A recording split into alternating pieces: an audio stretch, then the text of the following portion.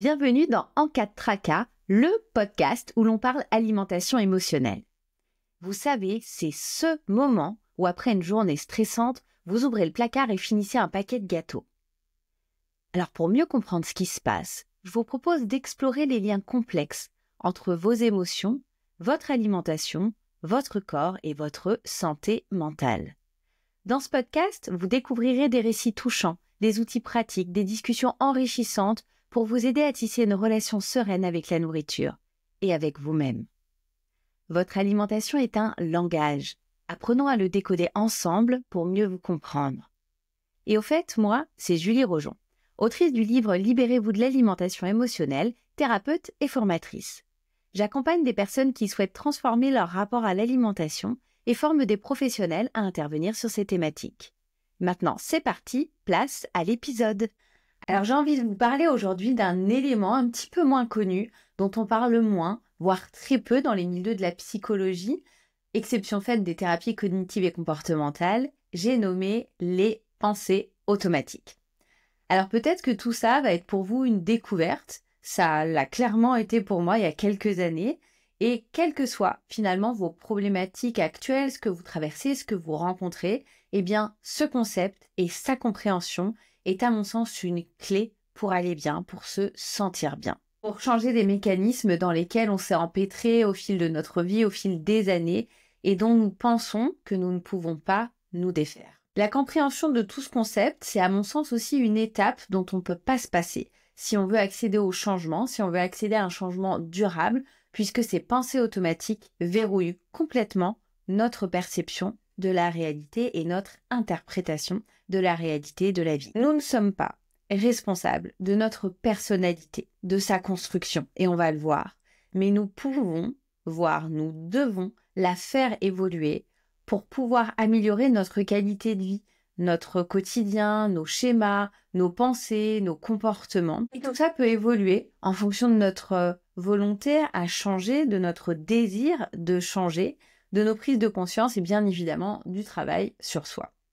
Sans être d'ailleurs pour autant dans la recherche absolue d'une meilleure version de soi-même, qui est, cela dit en passant, à mon sens, une belle usine afrique du développement personnel. Donc il s'agit ici juste de pouvoir faire évoluer sa personnalité, d'avoir un déclic, une volonté, une envie d'accéder au changement et travailler sur ses pensées automatiques peut être un levier extrêmement prégnant.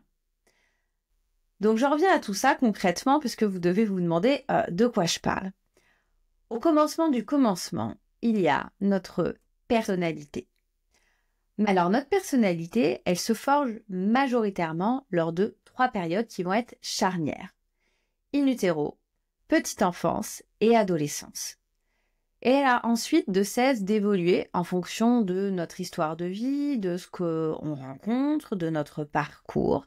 Mais le socle, les fondations, s'établissent à ce moment-là. Cette personnalité, elle se construit en fonction de différents facteurs.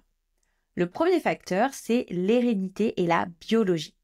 Donc c'est notre patrimoine génétique qui va influencer certains traits de notre tempérament, de notre sensibilité émotionnelle, de notre niveau d'énergie. Donc c'est ce qu'on nous lègue. On a aussi ce qu'on appelle les expériences précoces.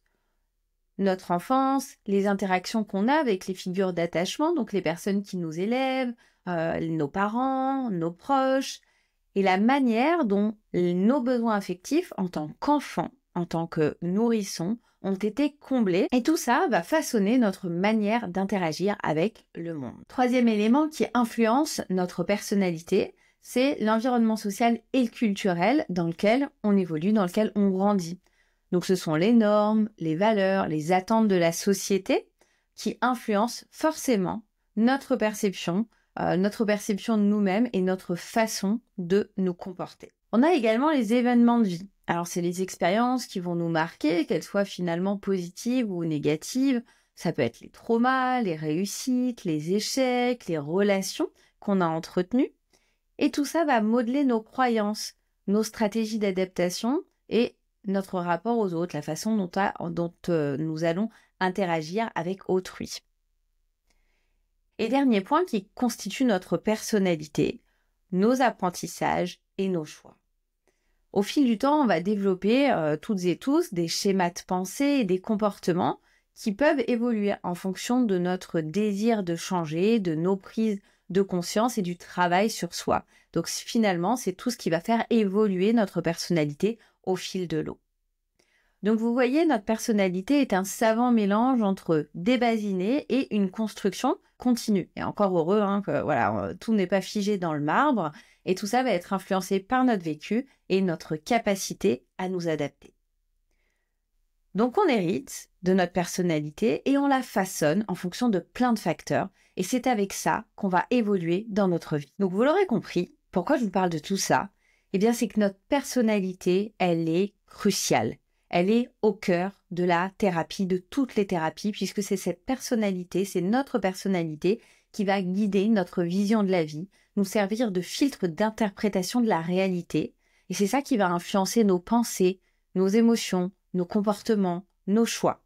Et vous l'aurez donc compris, c'est elle qui est en quelque sorte aux manettes de notre vie.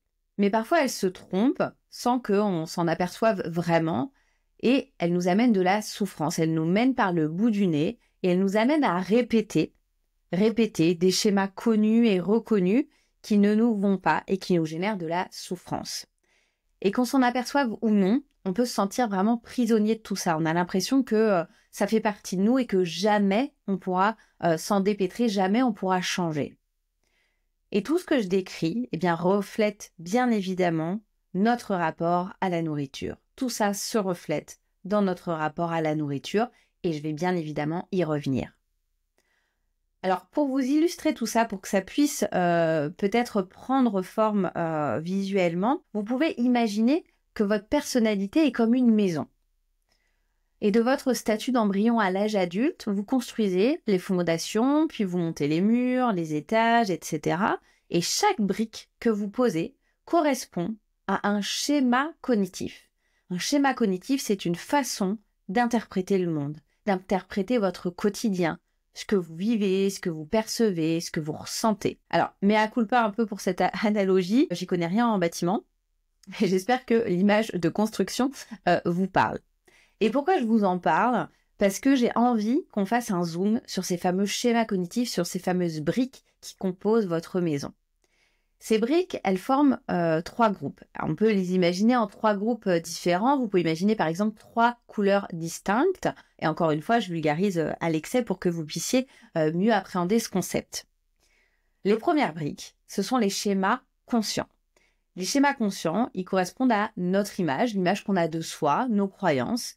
Et ces schémas, on peut les identifier et les verbaliser facilement. Donc j'y ai accès, là par exemple, si on avait une conversation sur ces schémas conscients, vous et moi, on peut les définir, on y a accès. Donc c'est l'image de soi. Comment est-ce que je me perçois? Quelles sont mes qualités, mes défauts, mes compétences? C'est aussi l'identité. Qui je suis? Quelles sont mes valeurs? Quelles sont mes aspirations profondes? Ce sont aussi nos croyances. Ce que je crois sur moi, sur les autres, sur le monde, c'est vraiment les grandes croyances qui régissent ma perception de la vie. Donc par exemple, ça peut être je dois être parfait, parfaite pour être aimée, ou les autres ne sont pas dignes de confiance, le monde est dangereux. Alors pourquoi c'est important ces schémas conscients? Eh bien parce que ce sont ces schémas qui guident nos choix de manière consciente. C'est-à-dire encore une fois qu'on y a accès, qu'on s'entend dire tout ça dans notre tête. Et si ces croyances sont trop rigides ou sont négatives, elles peuvent nous limiter dans notre construction personnelle et professionnelle et peuvent avoir un impact extrêmement important sur notre relation à la nourriture. Et tout ça, bien évidemment, tous ces éléments-là, on pourra en reparler dans certains épisodes et c'est des éléments qu'on va forcément aborder en thérapie et je les aborde aussi dans ma formation en alimentation émotionnelle. Deuxième couleur de brique, donc vous vous souvenez, première brique, les schémas conscients. Deuxième brique, ce qu'on appelle les schémas subconscients, qui sont beaucoup moins connus, on en parle beaucoup moins, alors qu'ils sont extrêmement prégnants et extrêmement importants également dans notre rapport à la nourriture. Ces schémas subconscients, ce sont nos émotions et nos pensées automatiques. Donc le subconscient, c'est cette zone entre le conscient et l'inconscient. Dans ce subconscient, on retrouve toutes les émotions qui ont été refoulées, anesthésiées par exemple par la nourriture. Et certaines émotions ne sont pas complètement conscientes, mais vont influencer nos réactions. Par exemple, une colère qui pourrait être non exprimée peut se traduire par une sorte d'irritabilité constante. On se sent pas très bien. Une tristesse qu'on pourrait avoir refoulée. Voilà, toutes ces émotions qu'on ne souhaite pas, de façon consciente ou inconsciente, percevoir. Et elles peuvent rester des années dans cet état-là. On a également les attentes implicites. Sans même s'en rendre compte, on a toutes et tous des attentes sur la façon dont les autres doivent se comporter avec nous. Par exemple, pour une personne qui aurait manqué de reconnaissance dans son enfance, elle peut inconsciemment chercher des signes d'approbation très régulièrement dans ses relations. Donc, ce sont des attentes implicites. Il en existe des dizaines et des milliers. Et dernier élément dont on parle ici, dont on va parler dans cet épisode encore plus, ce sont les pensées automatiques. Ce sont des pensées qui sont très très rapides et qui interviennent comme des réflexes, qui surgissent en fonction des situations. Par exemple, si je fais une erreur, après une erreur, une personne peut immédiatement penser « je suis nulle », sans même s'interroger sur la réalité de cette affirmation, alors qu'une autre personne pourrait se dire « ah mince, je réussirai mieux la prochaine fois ». C'est une pensée automatique qui fuse d'un seul coup et qui vraiment arrive comme une vérité générale. Elle n'émane pas du raisonnement. Alors pourquoi est-ce que je vous en parle? Pourquoi est-ce que tout ça est important?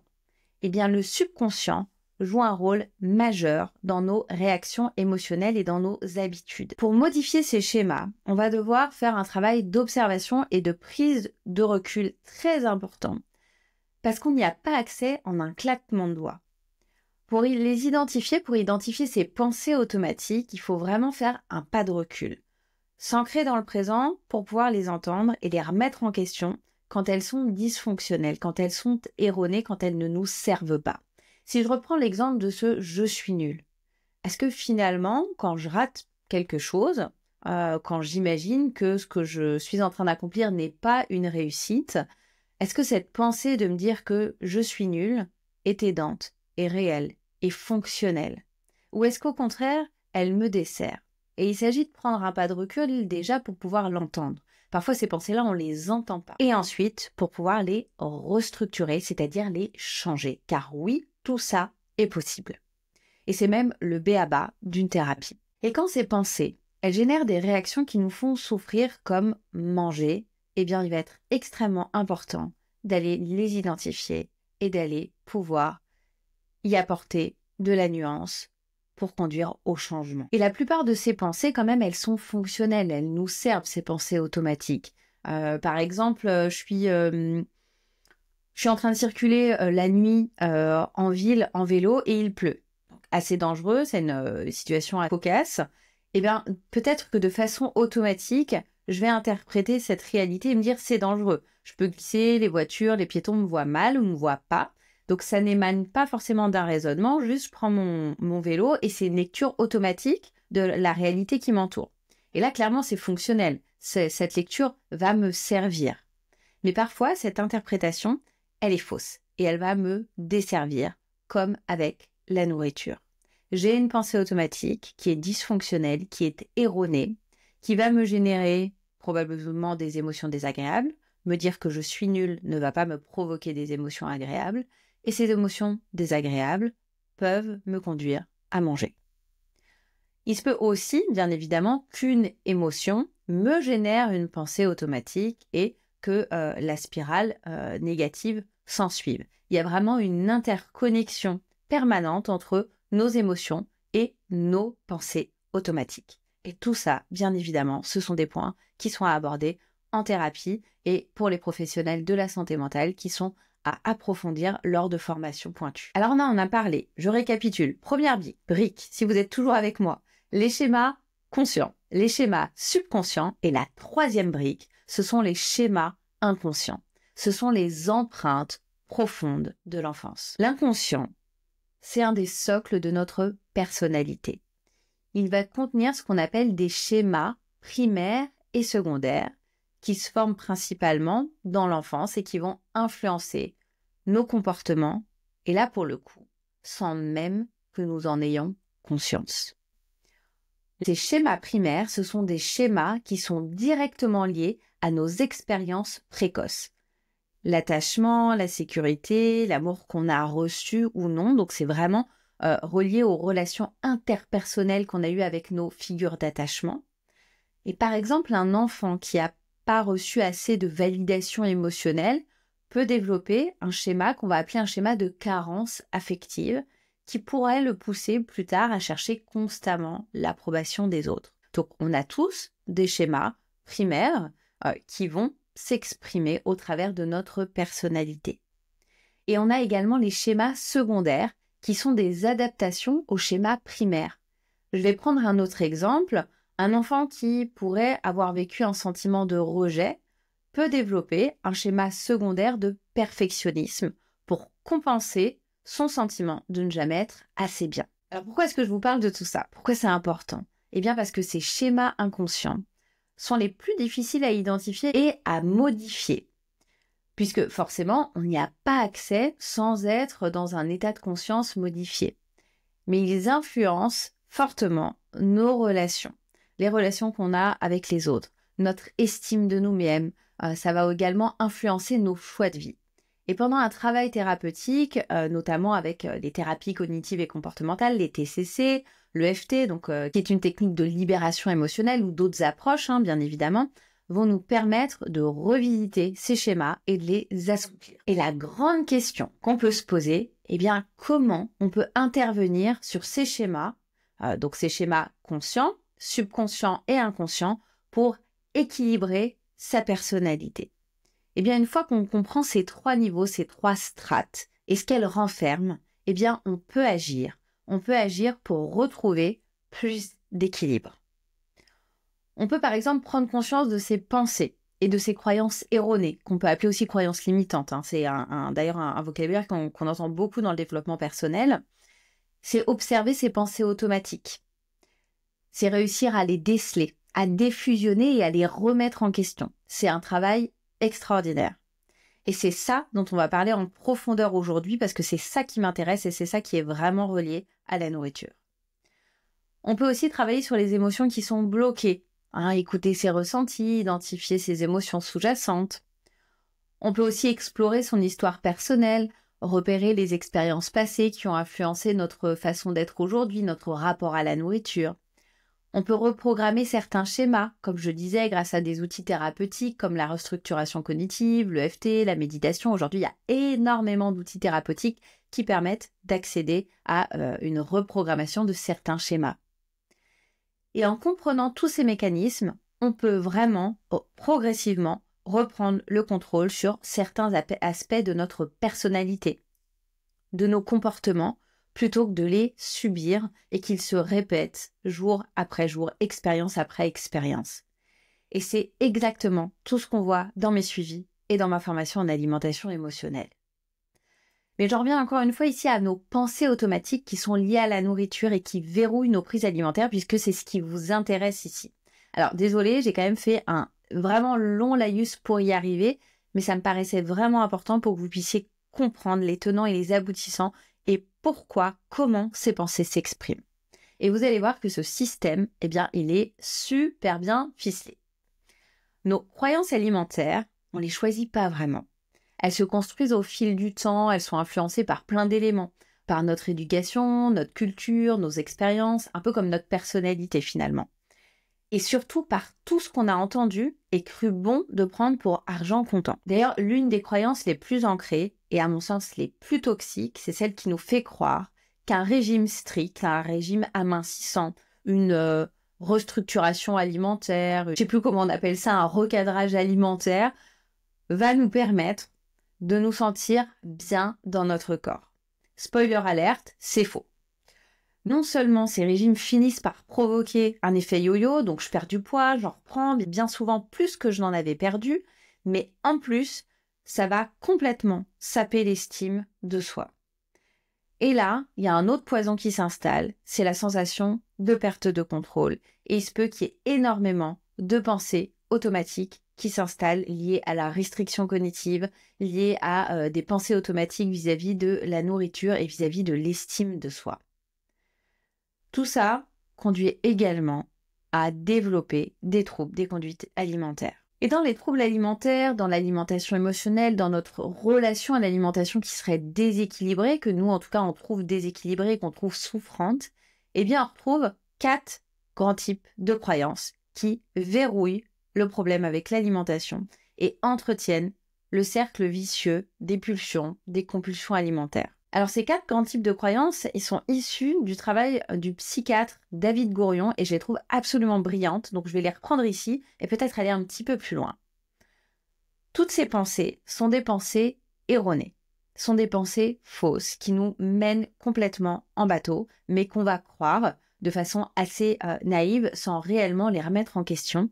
Et c'est normal, on est clairement tous logés à la même enseigne et on appelle ça des distorsions cognitives. Alors on va les regarder un petit peu de plus près, ces pensées erronées, ces distorsions cognitives autour de la nourriture qui verrouillent nos prises alimentaires et qui ont pour seul objectif de nous amener à quand même consommer cette tablette de chocolat, ce pot de beurre de cacahuète, ce saucisson, même si consciemment on n'en a pas envie. Les premières croyances sont les croyances dites positives. C'est clairement « ça me fait du bien ».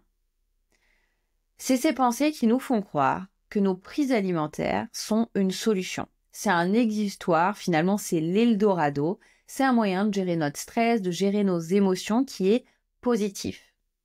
Ça va me faire du bien, il n'y a rien d'autre qui me fait autant de bien.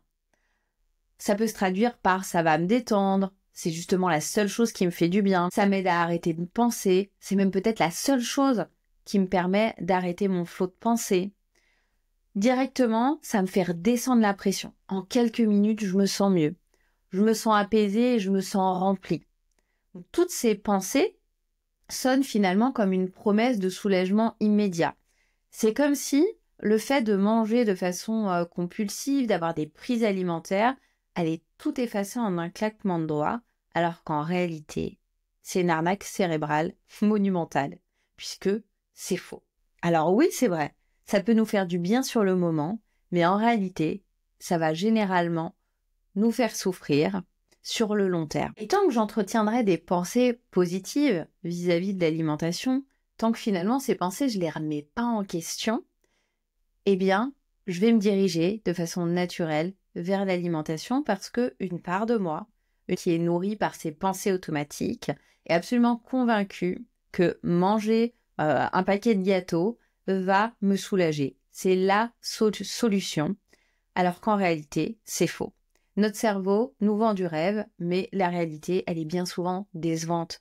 Si je prends un paquet de gâteaux pour me soulager, alors peut-être que sur le moment, ça va me soulager, puisque là, je prends un exemple qui est un exemple sucré.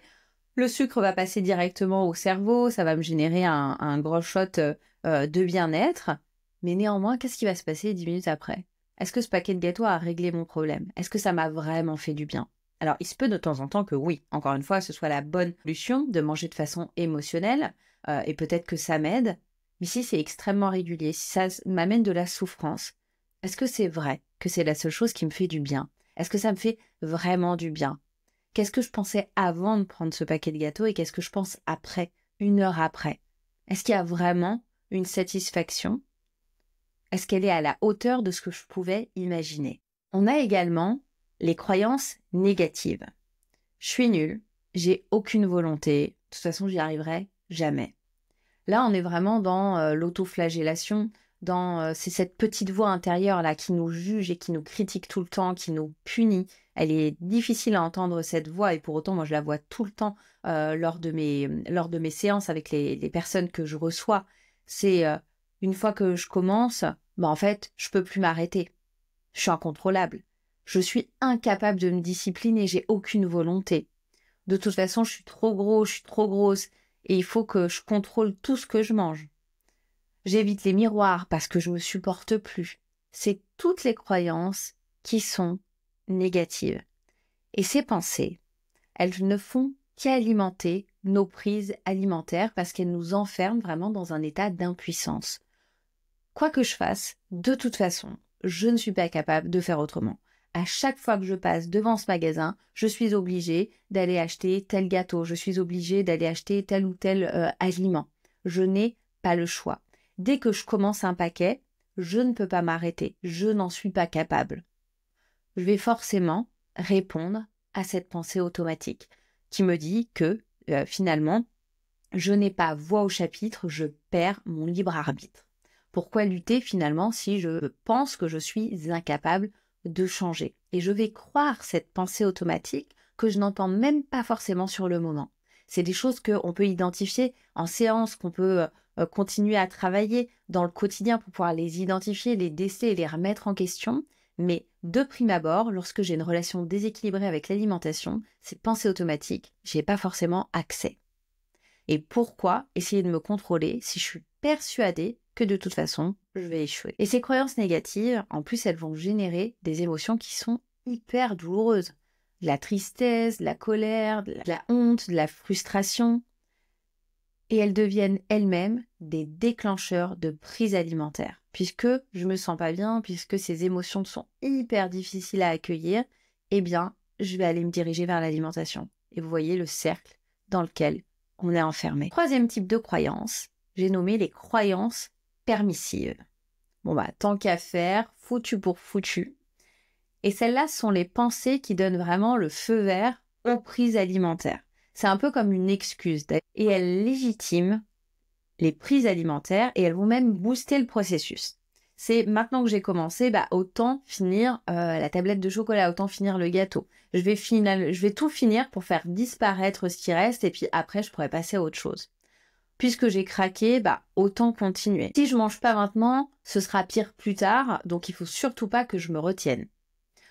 Il faut que c'est ce fameux, comme je disais, foutu pour foutu. Une fois qu'on est dedans, on appuie sur l'accélérateur au lieu de freiner. Et les dernières croyances, ce sont les super croyances. Celles qui vont rendre le trouble assez chronique.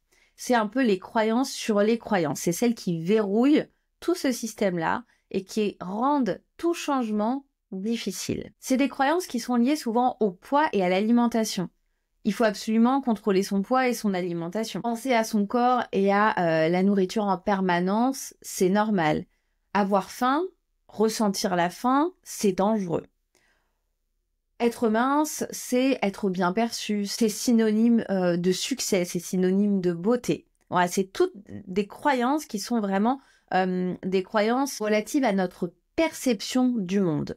Donc, si vous m'avez bien suivi, les 3 premiers types de croyances, ce sont des croyances qui s'expriment avec des pensées automatiques. Donc, les croyances positives, les croyances négatives et les croyances permissives. Et les super croyances, elles émanent de notre conscient. Ce sont des croyances liées à notre perception de la vie. Et tout ça, ça paraît hyper ambivalent, puisque je sais que c'est pas souhaitable d'avoir des pulsions alimentaires, d'avoir des moments où je vais me jeter sur la nourriture, mais en même temps, c'est la seule chose qui me soulage. Ou alors je veux arrêter, je veux vraiment arrêter, mais je peux pas parce que ça fait partie de moi.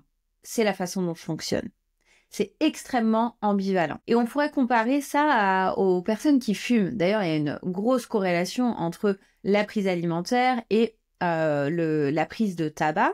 Mais une personne qui fume des cigarettes, sait clairement aujourd'hui que c'est mauvais pour la santé, mais elle va ressentir un énorme plaisir à chaque bouffée. Et le résultat de tout ça, c'est que l'obsession pour l'alimentation devient omniprésente. Et on y pense des dizaines de fois par jour. Comme je le disais dans l'épisode sur l'alimentation émotionnelle, la charge mentale liée à l'alimentation peut devenir extrêmement prégnante. Je dis des dizaines de fois par jour, mais ça peut être des centaines de fois. Et plus on y pense, plus la faim se renforce. Donc vous l'aurez compris, si vous êtes arrivé jusqu'à la fin de cet épisode, et félicitations à vous parce que vous avez peut-être dû vous accrocher, vous l'aurez compris, la façon dont fonctionne notre cerveau est super complexe, autant complexe que passionnante. Et peut-être que là, d'un seul coup, avec cet épisode, et je l'espère, c'est un nouveau monde qui s'ouvre à vous. Et si vous avez l'impression d'être assailli après la lecture de cet épisode par plein de pensées automatiques au point d'avoir l'impression de devenir complètement fou, de devenir complètement folle, c'est tout à fait normal. Et si au contraire, vous avez l'impression de ne pas en avoir, c'est normal aussi. Ça peut être difficile dans un premier temps de les identifier. C'est vraiment un exercice de pleine présence. Et la pleine présence, eh bien, dans nos quotidiens occidentaux, on n'y est pas super habitué.